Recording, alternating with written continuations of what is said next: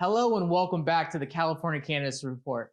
I'm your host, Jared Schwass, and for this episode, we head back up to Mendocino County and we interview Mendo Dope, brothers Bleazy and Old E. They've been growing up in Mendocino County for over a decade, and we talk about their partnership with Green Shock Farms and what they got growing up in Mendocino. We talk about the herbs, we talk about the plants, we talk about their process on how they grow. I hope you come join us up to Mendocino and see what they got growing. Come on, let's go.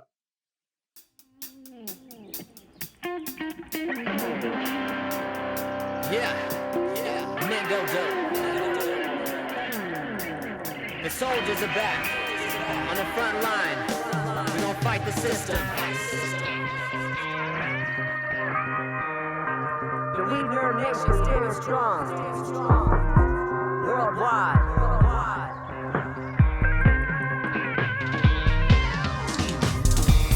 Coming down a dirt road sideways, kicking up rocks. Blood of an outlaw runs through my veins with the foxtails up in my socks. Yeah, I've been up in the mountains with the rattlesnakes, you could say I'm venomous. Fighting with the corporation, I'ma stay ahead of this. Never giving up, too competitive. Been in the game too long, never let them in. Fight, you know I stand for my rights. Grip the seams and I'm throwing strikes. Billion watts, I grow with sunlight. Had to break the law just to fix my life. Systems corrupt until the last prisoners let out the cuffs. I'ma keep fighting, ain't no one to trust. You should've known better than to come and mess with us.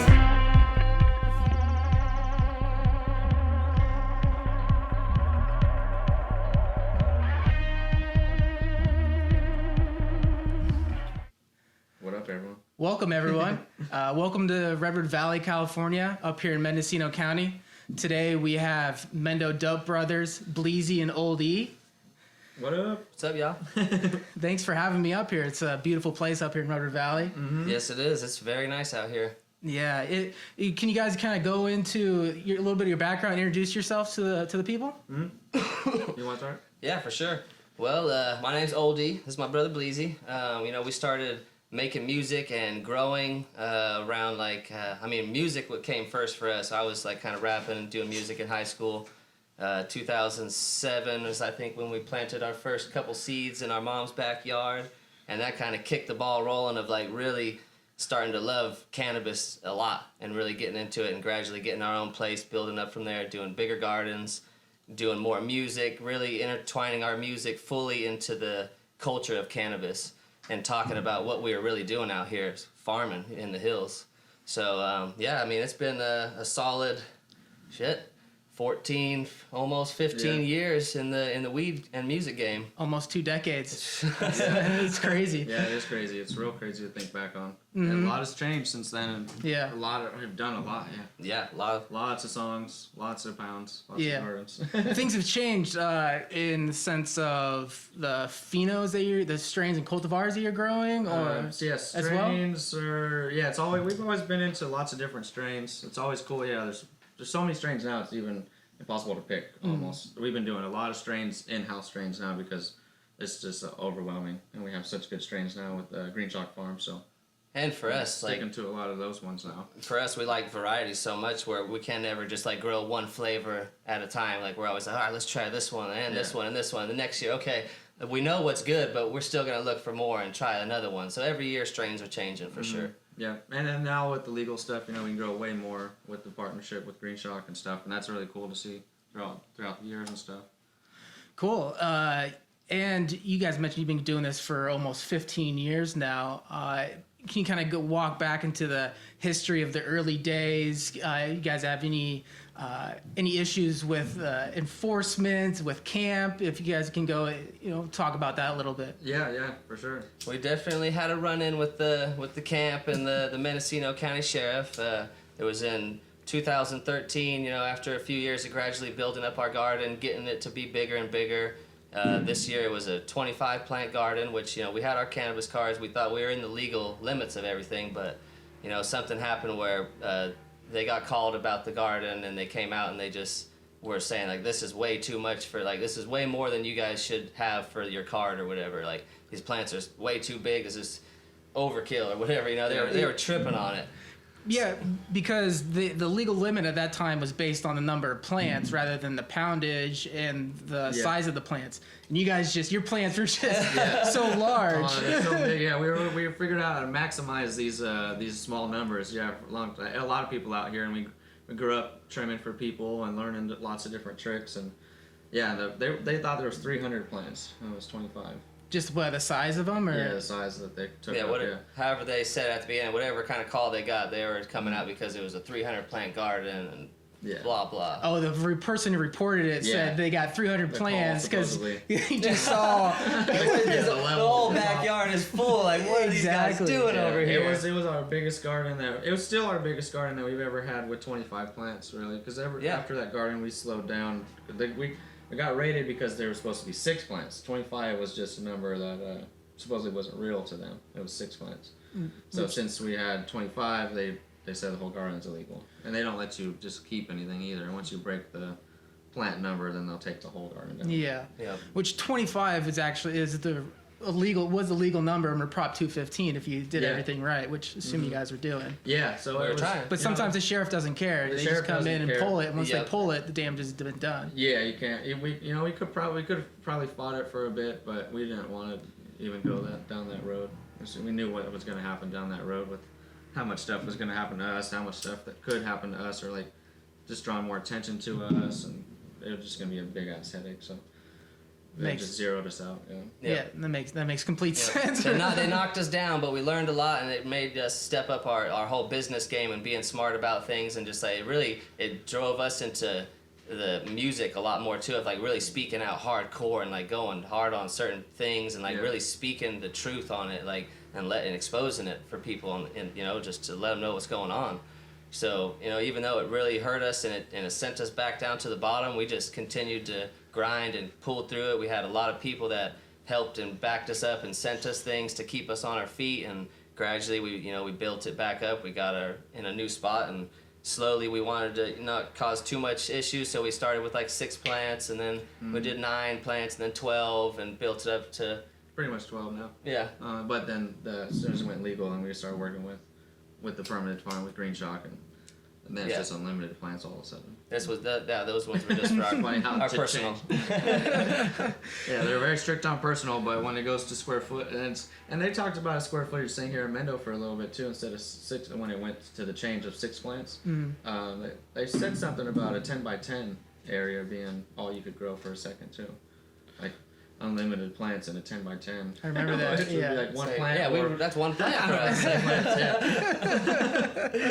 I wanted to get into what pushed you guys into the regulated market. You guys sounds like it's a lot of the enforcement pushed you into. Was there anything else that kind of pulls you in there? Is that what you saw was the kind of the best way to continue doing what you're doing? What kind of drove that decision? There's a little bit of everything for sure. Like we knew eventually it was going to be legal. We knew that something like this is what was bound to happen, and so we wanted to be as legal as possible. That's why we still stuck to 25 plants back in the day, because we were selling to clubs still back in the day too, and we wanted to try to do things as legal as possible. Yeah, trying to keep our brand alive was the goal. Because throughout the medical stuff, like he was saying, we were selling to clubs. We had our Mendo Dope brand on the shelf, and people loved it. It was something that they could go to and know that was legit.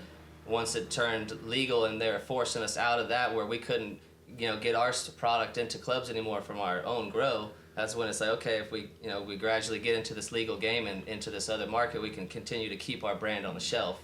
And that's what we did with Green Shock Farms, teaming up with him to keep things going, to stay in the game. And of course, we don't want to get out of the weed game. We love this. If it's going legal or not, we're getting in it and we're staying in it. The black market stuff, it's for sure.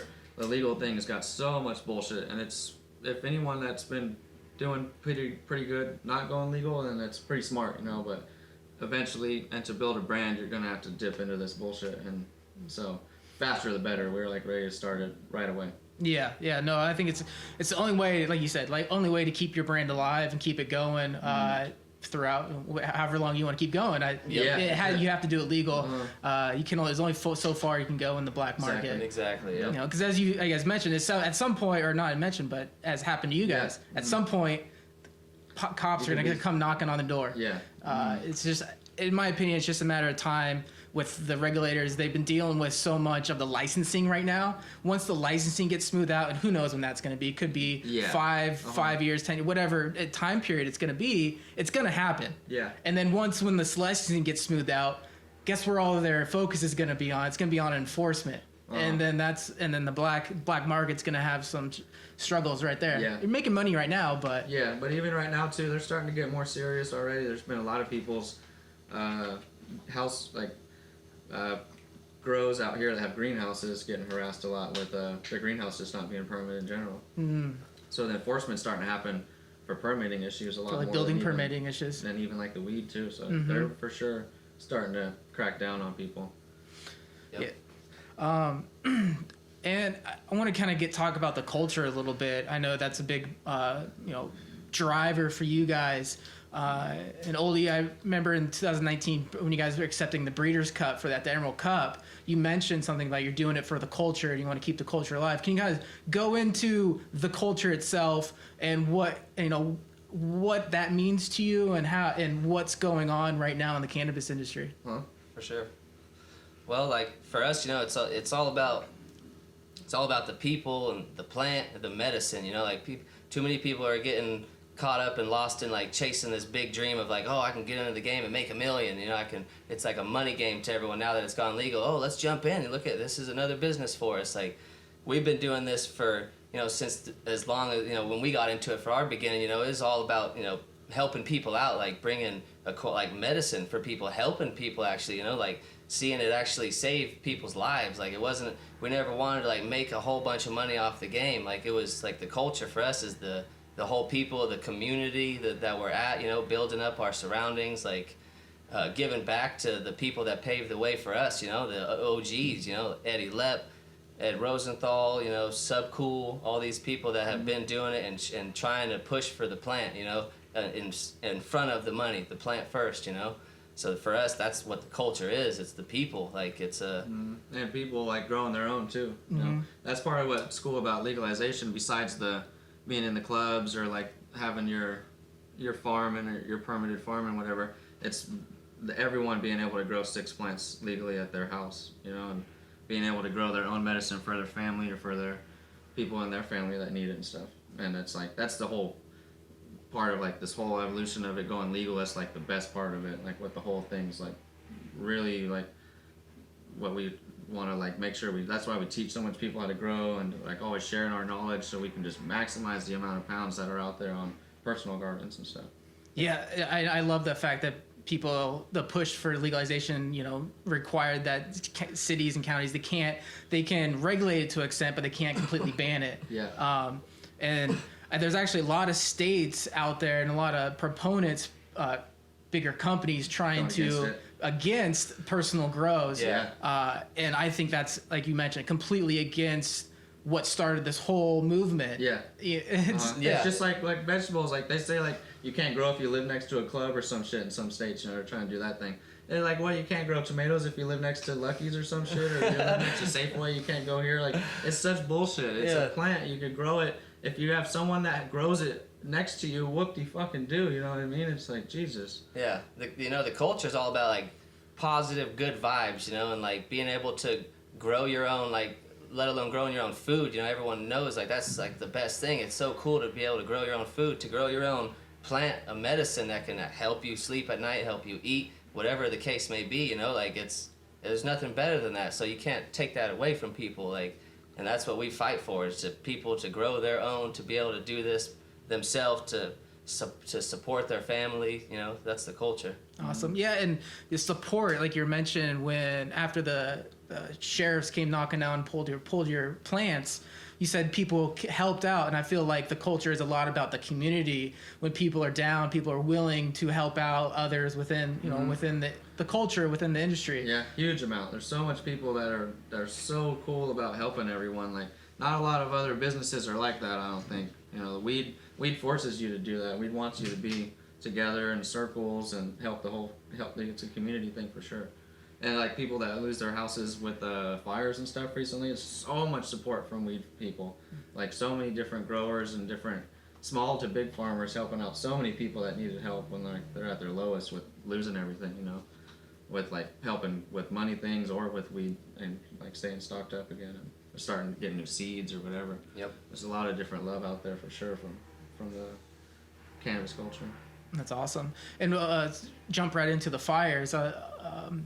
Did you guys have any issues with Green Shock? Did you guys partnership with Green Shock? Were there any issues with your grow? No, it was the last year there was a fire that was really close besides the other fires that were already going on.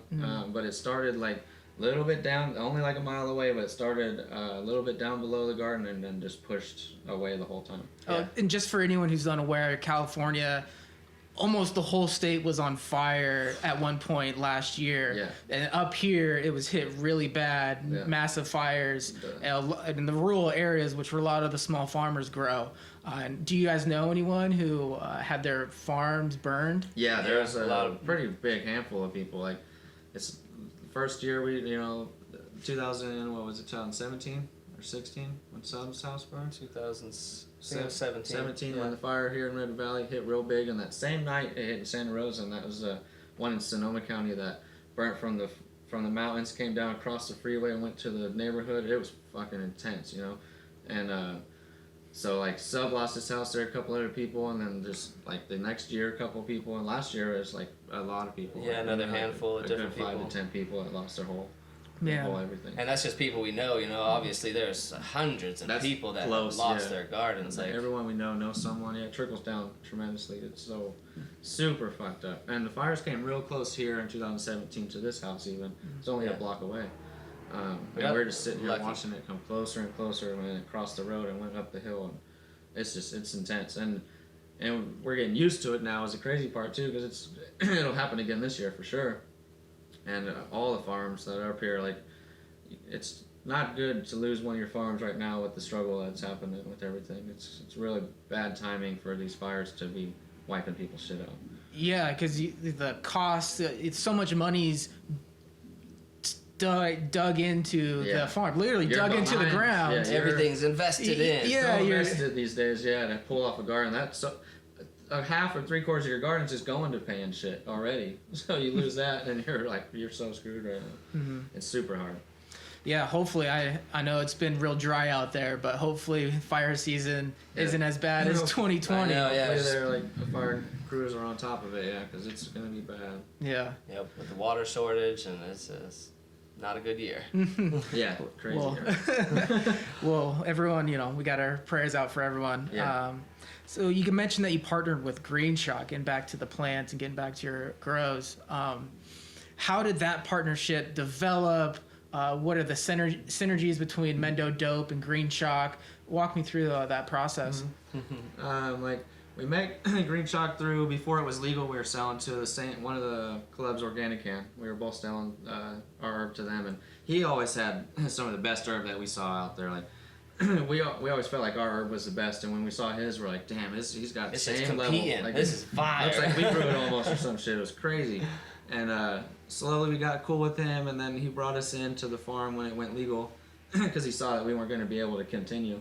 And yeah, like our vibes are just so identical. Yeah, it's like it couldn't have worked out better, really. It's like a perfect match of like our style of growing and Mark's style of growing. It's like really intertwined. Like there's only a couple different things that we do different, and now those are all intertwined where it's like just combined to the perfect style of like teaming up with nature, growing organic, clean, like no-till style, like really just like all full circle. Lots of flowers, lots of cover crops, lots of native plants. He's all about native plants more than we ever were. He's got so many cool plants throughout the garden, and it's just such a natural habitat, and so just like basic, like back in the day style. Like we went backwards. Everyone was starting to go real futuristic, bottle nutrients and all these little tricks, and he's just stayed in the most natural style of growing ever.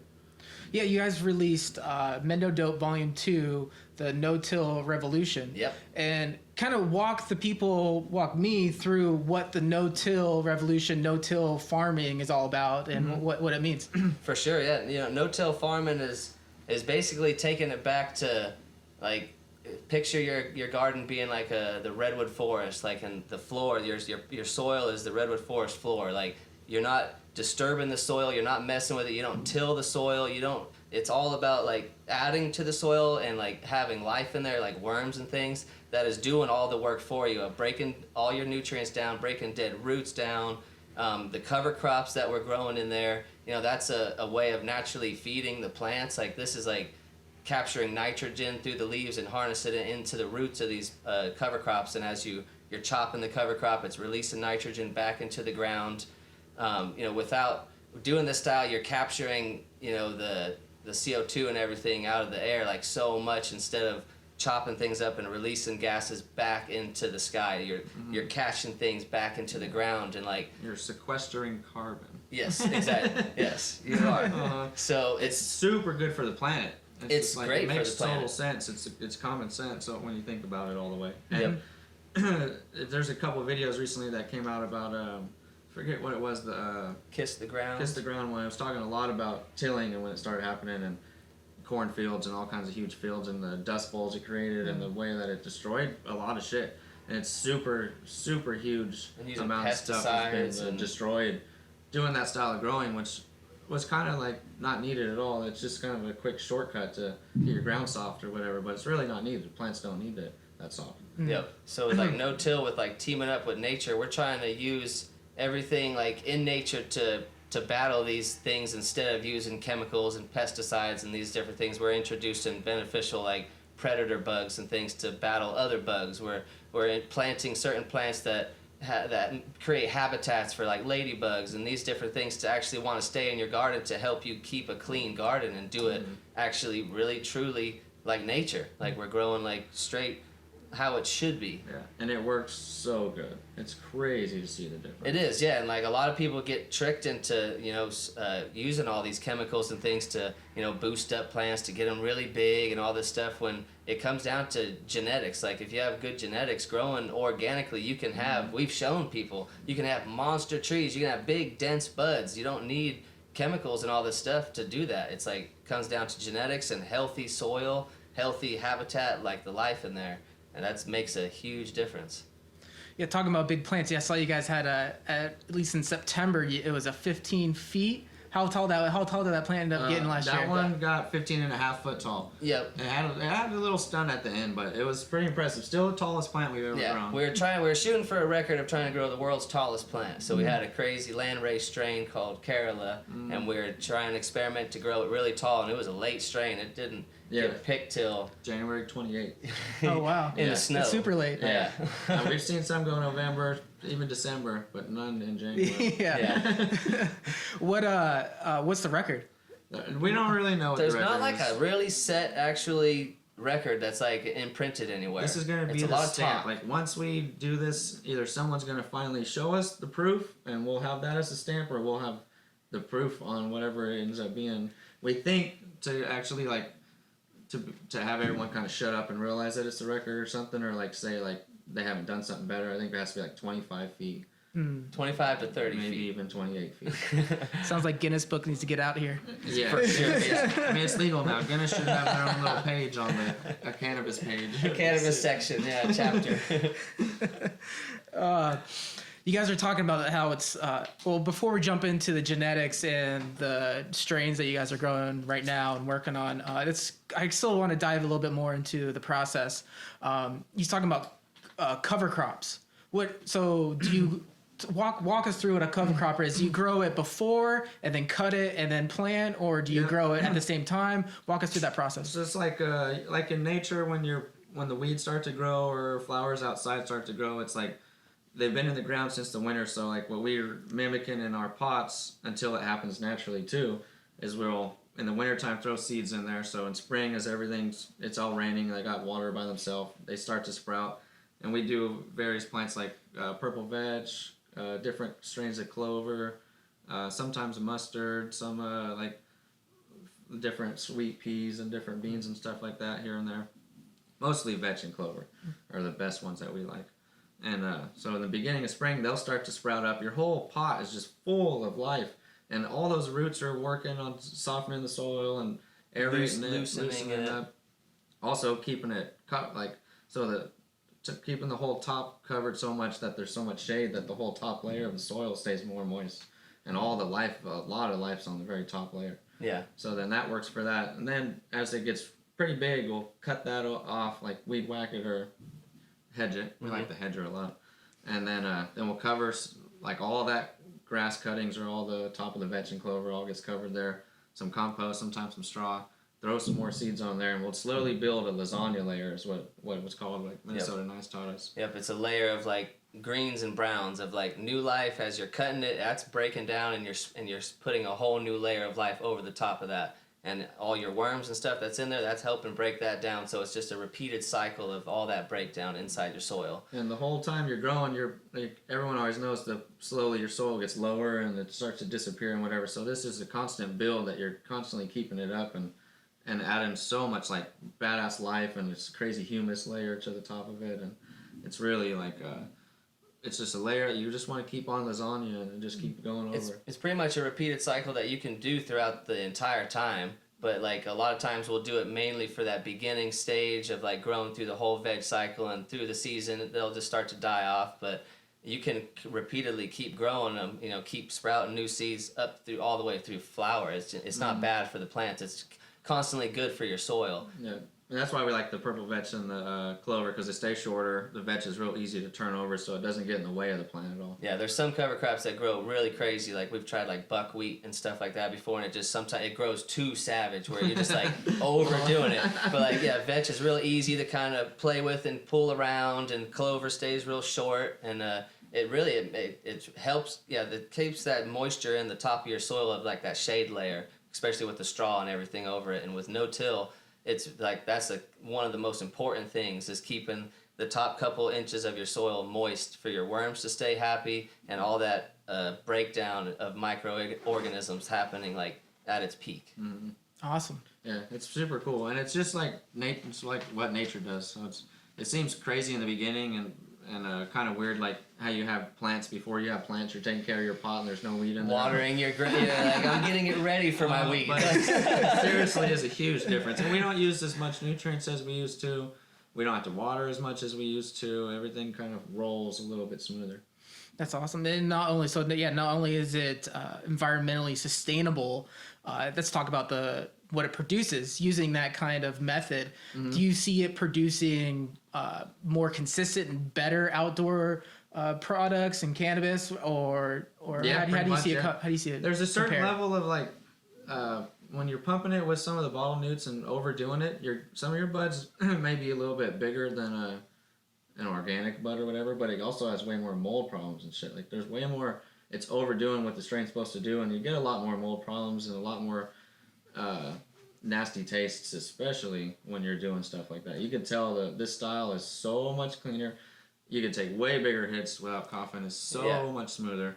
The numbers are all either the same or higher than. I don't think there's a number difference really in people that do like say a general hydroponic liquid line to like this no-till style. There might not be a THC percentage change, which is cool, because you might as well do it the clean way. It's gonna taste better.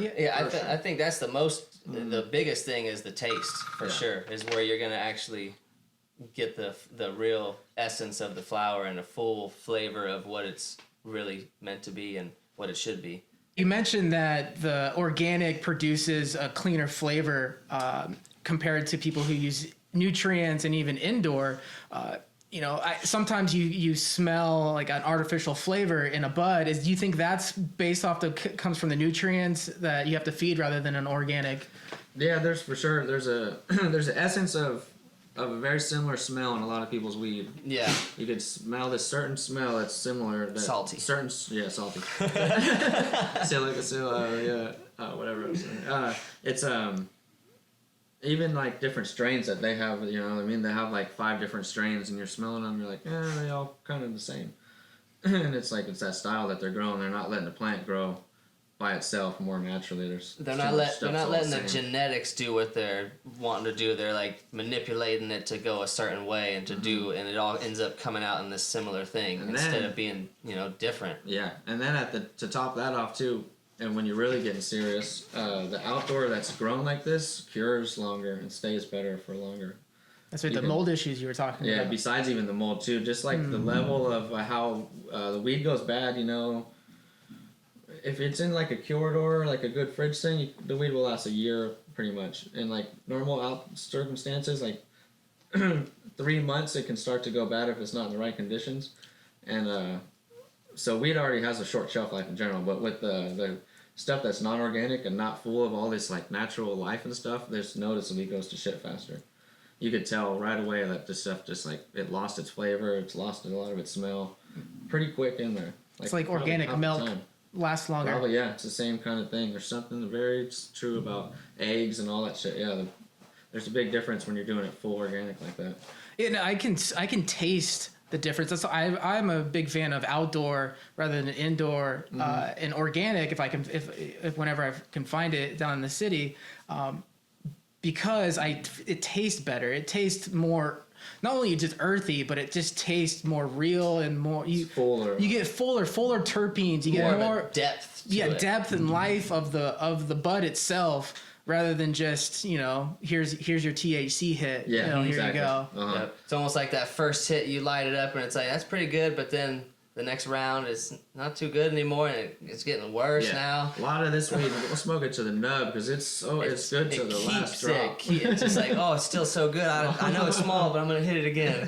And that's even with the backwoods, people can say the backwoods are nasty or whatever, and it's for sure not as clean as some other forms of smoking. But when you smoke backwoods, as long as we have, you don't taste the backwood anymore. So. Trust me. We know what the full flavor. The flavor punches right if there. anything, the shit's tasting good in the backwood, it's a lot, then that's a good sign for most people, If it Strong still flavor. tastes good through the wood, that's some good weed right there. Yep. Imagine what it would taste like in a joint. Or a vape. Yep. The or vape is nice clean, yeah. bong rip or something. And then the dabs too, like when you take a nice, clean rosin, like hash rosin, full flavor, like low temp dab, oh man, the flavors are crazy. Yeah. To get the essence of some of these strains in that form has been really cool to see. Last couple of years, we've been like blown away by what these smells smell like when they're off the flower and like condensed perfectly. Yeah, I just smell. Is that the vanilla? Yep. Yeah. Vanilla. What's the Vanilla Kush. Vanilla Kush? Yeah. This is cashmere. Cashmere Kush and Afghani. And this is from the UK. We've got someone Barney's Farm. that we knew started this strain, and we really liked it, so we got it from him in 2012 or 2013. 2000, maybe even 2000. Yeah, it was 2012 for sure. So it's like this strain we've had the longest. Maybe And even it's, 2011 actually. maybe, yeah. And it's not easy to keep a mother for your whole life. It's like this shit takes every day, all day. It's you can't just leave the plant for a certain amount of time, This plant has to stay alive 365. Like, you can't ever lose it. Some of these strains we try not to, and Yeah. it's kind of ends up being a lot of work after 10 years. Yeah, our homie had grown it indoors, and we were trimming at the time, so we'd help people do their different runs and different things, and it was super fire. So the next year, I think his parents or his girl's parents grew it outside, and it was so nice. We're like, oh my god, this is a winner! Like, Yeah. definitely, we kept a cut of it, and we never get rid of it since. No, it's awesome. And I smelled it. It just smells like candy, like vanilla candy. Yeah. It has a real great nose to it. You want to Great. take a puff? No, I'm good right now. Maybe afterwards. This stuff's really strong for like, weed doesn't. It's not hard for us to tell like how high we are or something. We don't smoke just for the high. It's so much just to continue our thing, celebrate, taste flavors and stuff. But this shit is potent. There's two strains we have. The Nick B and this vanilla, and these noticeably are stronger than most. And yeah, what other? So you have Nick B with the Vanilla Kush. Then you have your Mendo Dope branded strain. Yeah. Talk about that a little bit. What can people expect out of that? Mendo Dope's really cool. Sativa dominant, very fruity. There's a picture of it right there. It's got always to us had like a burnt rubber kind of smell. Almost like fresh Pirelli tires burning rubber. Burning rubber on a pile of oranges and grapes, like, and maybe even There's some. oranges, like you said on that one you smelled. Yeah. Oranges are in there too, which is kind of like a tangerine almost too. Mm-hmm. That's More like than the orange. dominant for sure. And there's a little bit of grapes. It's a locomotion crossed to Corkle. Corkle is Space Queen and Purple Urkel. So that Purple Urkel is in there really strongly. It's super nice. Yep. And the locomotions, Time Wreck and Blue City Diesel, which the Blue City Diesel that one's made by Heroes of the Farm, and that one has crazy pink hairs on it. Like It's the prettiest outdoor plant you ever seen. It's just every hair that would normally be white or orange or whatever, it's just dark pink, magenta, purple colors. It's so cool. Yeah. And that one we found randomly, and we kept it, and everyone loved it. It was the coolest plant for people to like see on pictures or video. And Sub ended up saying, we should make that your guys' strain. Let's cross that to my Corkle one. Yep. So we did that. Yeah, it was the first strain that we actually got to create ourselves was with Subcool. And we had looked up to Subcool for years, hung out with him for days, and he's a legendary, He was one of breeder. the top, like, 5 probably weed dudes in the world at one point. He was, like, making some of the best strains. Like, in the beginning, he was putting himself on blast more than people. He was selling seeds way more than people openly, and, like, not scared of getting in trouble for shit. He was going hard. And he built a real big following for a while. Yeah. And got a lot of strains out there. Yep, and it was an honor to be able to create our first strain with him, and he pushed us and wanted us to create more strains, and from then now we have a handful of different crosses that we've created and released out to people, small batches it's been a really cool thing getting into the breeding side. For a long time we didn't want to get into it because we do a lot of things. We're busy all the time, this and that, with music, with growing, with filming and editing and all the stuff, so we were hesitant for a bit, but we were watching it happen, soaking up game about it, learning it, and now, especially working with Mark with Green Shock Farms, he's been breeding for like over 20 years, so he's so knowledgeable, and it's so cool watching him work and seeing his process and seeing the strains that he's created get these awards, being the breeder of the year, like getting full, like top of the line, credentials and, really respect for these strains. He's really cool to work with and learn some things from and continue our breeding projects of making new strains. Yeah, and you guys partnered with Green Shock to make the Green Dope brand. And what strains are you guys working with under the Green Dope, or is that its own strain you guys are working on with connection with Green Shock? It's a little bit of everything. The Green Dope's kind of like, it's based on the collab with both of us, of course. It's partly for the show also, for the TV show that we film on the garden, the Green Dope show. Awesome. And then we have made a strain called Green Dope also. That's tropical sleigh ride cross to Mendo Dope. So it's his main one and our main one. So that was a right away. Like, we had to do that, and we did that pretty fast. It was like right after we started getting going, made that one. And then now we've made a nice handful with him. We've got new ones in testing right now. He makes a lot on his own. We just made our own batch, and then the ones we made as the Green Dope thing, we got Donkey Ride, which is Donkey Butter Tropical Sleigh Ride, the Trifle Tropical Sleigh Ride, Tropic Truffle from Exotic Genetics. Got the Backdraft. Backdraft, super crazy. Which was a Four Kings to Tropical Sleigh Ride.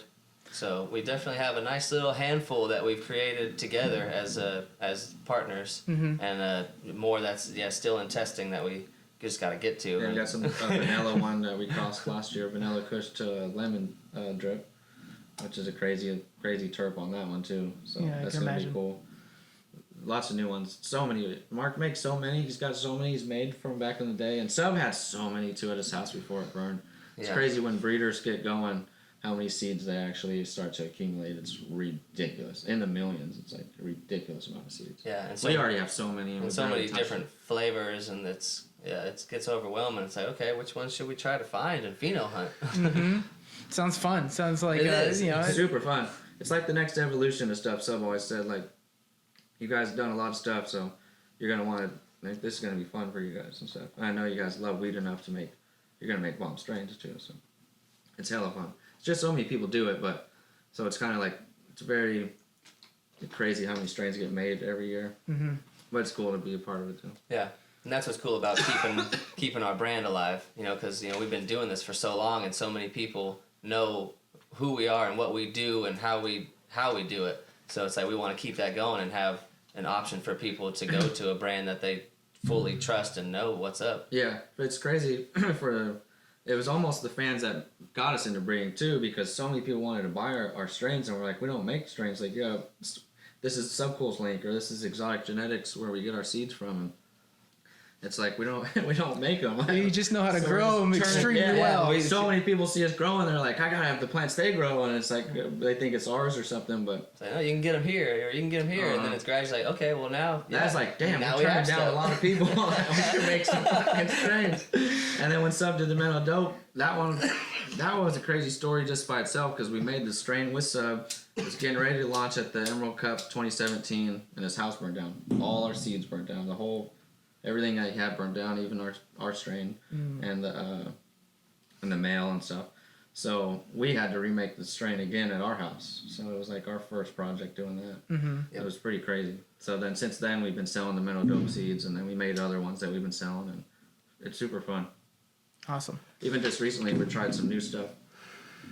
Just like the other day we found a brand new one that's called a Dope Breath. It's our Mendo Dope to Mendo Breath. We wanted to take some of the Mendo ones and cross our Mendo to the other Mendos that are out there. And the Mendo Breath was one we liked already, and just like the name of it. And then when we got the cut, we really liked how bomb the weed was. And that one that we just tested the other day was so fucking bomb. Yeah. So pretty. I'll take a nug out and show you too. Perfect. And when you guys are pheno hunting, what do you guys look for in the strains? Do you just look at the final product? Do you also take into account that's growing traits? Huge growing trait. Growing traits has to come kind of almost first. If it grows too powder mildewy or too slow or too stupid or something, then it's already gonna not even make the. If it's fire, it's not worth growing almost. Yeah, we're always looking for definitely got to be sturdy and strong genetics right off the bat. But yeah, it's a cycle of watching it through the whole season of how it grows, how it performs, at its like through all the conditions, and then down to the looks of it, the smell, the taste, and once it's real flower, and like even when it first starts to put a crystal on, you can like, oh god, I gotta keep an eye out for this one. yep. Then as it gets bigger, you get more excited. Yeah, that's when it starts to get fun. As soon as the first little resin showing, you're like, oh, fuck yeah, I get to start smelling this stuff, getting little whiffs, and then starting to take notes right off the bat. Like, yeah, number 3 in that row, go smell that one. And then gradually watching them as they're filling out the bud structure of it. And then it's you might think you have a winner, but then when you smoke it, it's the final test again. Because sometimes it will look nice and smell nice, but just don't taste all the same. And it's like, ah, damn it, I thought we had a winner. Yeah, and we're really big on taste. Like we were saying, it's not really too much about us getting like super high all the time. It's just like we enjoy smoking for the flavor of it, and it just weed keeps us motivated, and it's just a wellness whole thing where it's just good all around. Mm-hmm. So it's got to be a good flavor. Yeah, so that's great. So grow trait traits how it grows first, and then at the end of the day, it has to. If it doesn't taste right, if it doesn't taste good, too bad. It's out. Yeah, even if it's a good grower and it produces so much. It could be so crispy and so nice, but if it tastes like nothing, it's like, well, no, not keeping it. That's awesome. Yeah, so you can always count on a good taste. You know, that's good. No, that's good. That's really good. And so you talk about kind of the cycle. You talked about the cycle a little bit. A lot of people may not know what a whole grow cycle is or day to day of a grower. So if you could, kind of shrink it down. I know a grow season is a long season, but if you can kind of shrink it down and kind of walk people through what it's like. Yeah, I mean, if you're going on the farm, like doing if you're like the main dude on the farm doing stuff, you're gonna wake up pretty early. A good 5-6 o'clock, and then get started on doing some things. Probably gonna have to do some clone work, do some small mother plant stuff. Get started on your day doing that stuff, nice and slow. Make sure your plants are happy. Your small plants are happy. If you got small plants, or taking clones, or got fresh things going on. And then doing a little watering, or just looking around, checking the plants out. So start us from when do you transplant the clones into the beds? Actually into the ground for like full time now. Yeah. It's different spots can go a little earlier than most, but somewhere around June-ish. June-ish? Mid-May to June. Even mid-May at certain spots. Like at the farm up there in Willits, it's a little higher elevation, and it's got real good sun, so we could plant there on May 10th. Mm-hmm. And then here, for some reason, just the way that's not up in the mountains and something else, we have to wait a little bit, a couple weeks after. Yep. What are the factors that make you wait? Well, just the coolness. Sometimes the morning cold that'll just kind of get them into wanting to like slight shocking and wanting them to flower, and just that light, like getting enough light to like for clones for sure. Like seeds are different. We can plant seeds definitely earlier down here because they're just they know the season. They're smarter right off the bat of first starting. They know what the season's going to be. If you put them out too early, they'll start to flower on you, and then and it's right when you want them to grow. So they'll slow down, start to flower, and then they'll start to get into where they're supposed to grow. Then they have to push back out of flower, and they don't grow the same. They'll never be quite as big. Sometimes they shoot off shitloads of branches, and it's a huge mess. And so if you just wait a little bit longer till the hours of the day are perfect, and then you plant, you'll just have straight veg, and you'll have no problem. Yep. And you gotta be patient. Every year, people are putting their shit into People early. jump the gun. It's like, it People looks have like been it's going for time. days. Let's just, it's time. Yeah, let's plant. This year especially was hard just to not put them in early because it was such a good spring. Yeah. But yep, if you get them in at the right time, you won't have no problems with pre-flowering, and it'll just be steady, nice growth. Mm-hmm. So then, once you plant them, it's just a matter of maintaining, taking care of the soils, making sure the pests. We do hand water in the beginning, then we get the irrigation going.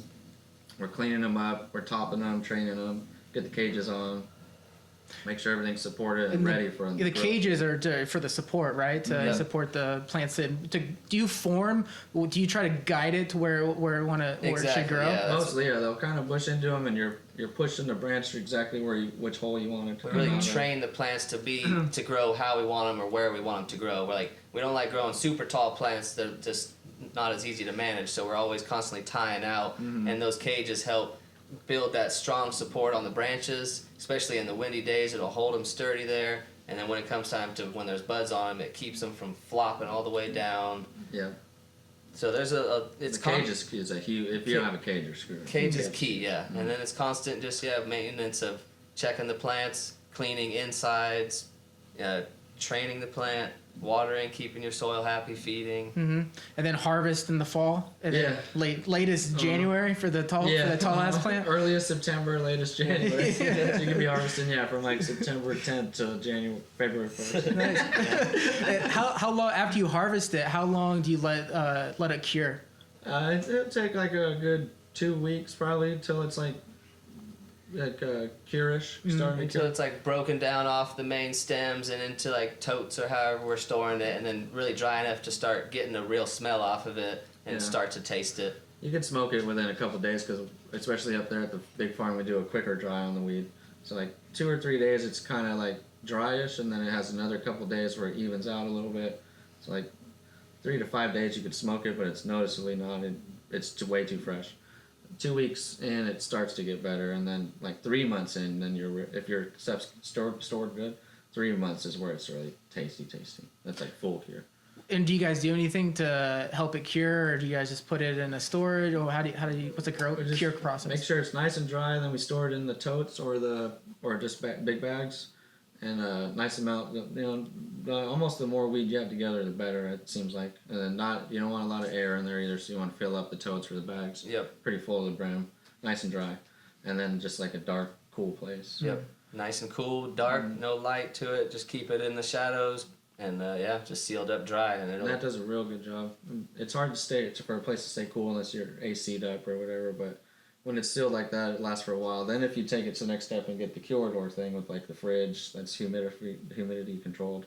You dry your weed in there, like get your weed nice and dry, whatever, trimmed in the jar. Then you put it in there. Then it will stay in there pretty much for longer than a year. It seems like we're still testing it, but we've had weed that's easily been in there for a year, and it's still really nice. Awesome. Are you just testing it here? Or do you guys have a bigger fridge somewhere else? This is the biggest one, and we have a couple littler ones. Oh, nice. Yep. And so, what do you think sets apart your guys' cannabis that you guys grow compared to the competitors or other people who grow up here, and even not just up here, just people who grow indoor down in LA or Santa Barbara's a big place that's growing right now.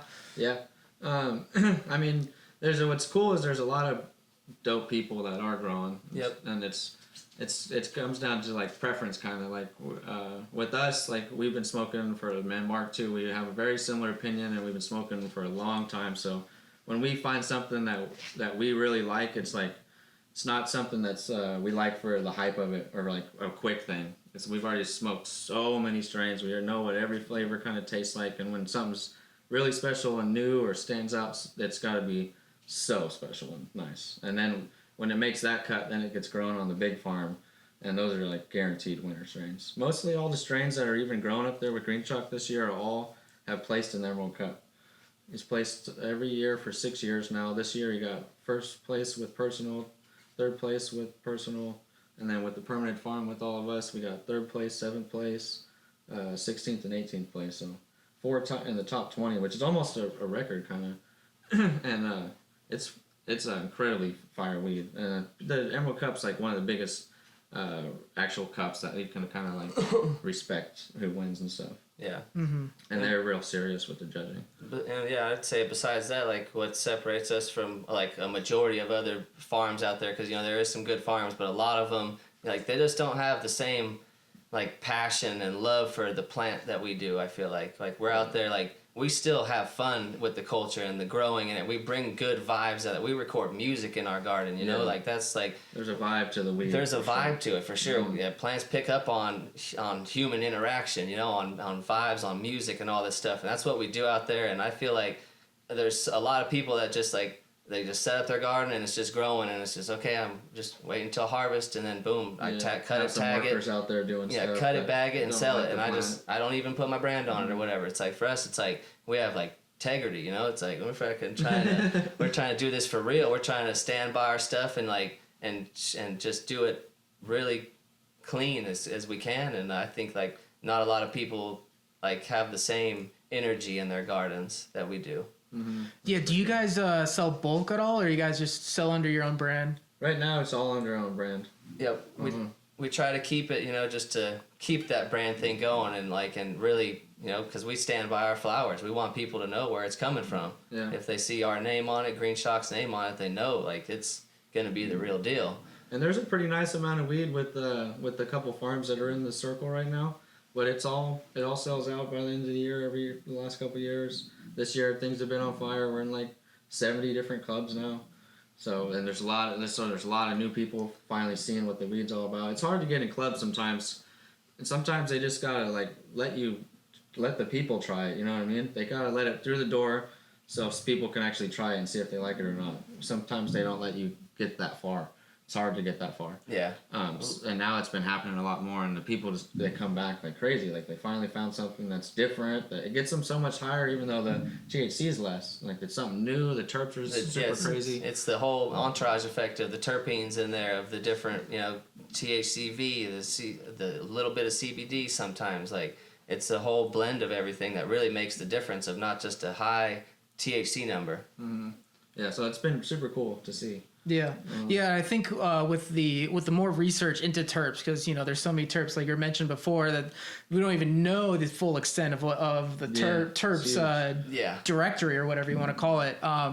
And the more research and the more knowledge that consumers get about the terps and its effect with the THC, I think outdoor sustainable Mendo bud and genetics is gonna, you know. I think it's got a bright future. What do you guys think about the future of Mendo and Mendo farmers up here? What do you think is in store for you guys? Do you have what are your guys' plans for the future?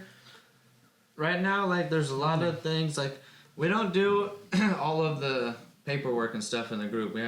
There's a guy Paul that's in our group that's one of the brothers that he does all the very technical stuff. And it's a lot of shit going on right now. There's even a couple of people that we have helping with this new permitting thing, with this phase 3 thing, and all this other bullshit going on. So, like, for the scheme of things for Mendo, it seems like it's very up and down with how the regulations are going to go. But people that are going to make it, hopefully, and people that have the like the right like have the right vibe or the right whatever it's called. They stay motivated and want to keep in it, I guess. The because drive. Like, people people can't give up for sure. It's gonna be hard. Like it's been hard, and it seems like it's gonna get harder. But if we can stay in it long enough to just break through that pathway to keep everything going, then we'll survive. Yeah, the people that are meant to be here hopefully will still be here, and they're gonna have so many things dialed in soon that we're Mendo's and Humboldt too, you know, like the whole Emerald Triangle is going to have a huge stamp on the map. Once it goes out of state too and all this shit starts opening up, hopefully there's a lot of cool people left and not a lot of douchebags that are trying to take over.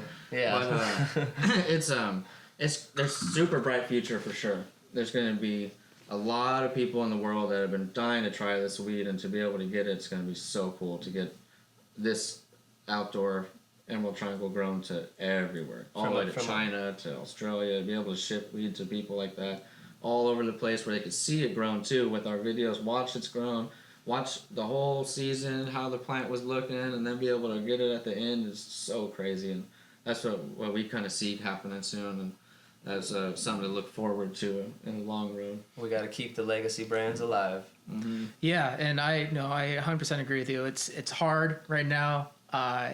State's not making it easy, county's not making it easy, but at the end of the day, I think the legacy, it's been going for decades, Strong. and I think it's still going to continue, and I think it's going to flourish. Yeah. Once you can sell, even internationally, it's going to be great. But even if you can just sell, if you can sell it to Maine and New Hampshire and Delaware, get everything in Vegas, Texas, Vegas, get all, I think world's your oyster. No doubt. Cool to see people enjoy these flavors all around. It's the been a world. long time coming. You mentioned that people could find your buds in, I think it was 70 or 40. It was somewhere around 60 or 70 60 or 70 last time. Yeah. Where can people find them? Did you know cities and? Yeah, it's pretty much. I mean, it's if you go on to our website, we have a list, and then if you go what's the website? If you MendoDopeFarms.com and GreenshockFarms.com. Both of our websites have the full list that was updated. It's been a month or so. Things change pretty fast. There could be a bunch of new ones. Some could be sold out. There's gonna be pretty much it's spread throughout Cali pretty nicely from everywhere. I mean, from right here down in Ukiah, Santa Rosa, Frisco, down south, LA. Lots down south now, and and our distributor is Bright Labs. So if you go on Bright Labs website too, they have the cool Google map that shows where the flowers are. You can look it up per brand. Yep. Perfect. So check it out. Is there anything else you guys want to mention to let people know what's going on? I mean, what? I'd say we're just excited to keep going in the game, to keep surviving, representing the cannabis culture. You could follow along with this whole season on the Green Dope Project, Season 4 on YouTube. And we'll be keeping everyone updated and showing you how the garden's growing. And we look forward to dropping some new flavors and keeping it real. I look forward to trying those new flavors. Oh, you will. Thanks, guys. Hell yeah, thank you, brother. Yeah, anytime.